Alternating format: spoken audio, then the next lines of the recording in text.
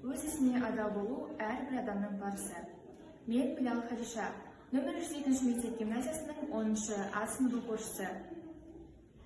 Сарыарқа адалдық алаңы жобасы аясында адалдық ардың ісі атты челленджді бастаймын.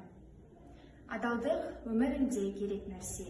Ол да гүлдеп, нұрланар көңіл бөлсе, халыққа өз пайдасын тигізе алмай, адам болып өзін-өзі меңгермесе. Білім мен өнерді сүй, сусында, деп айсын ел осындай ер тусында.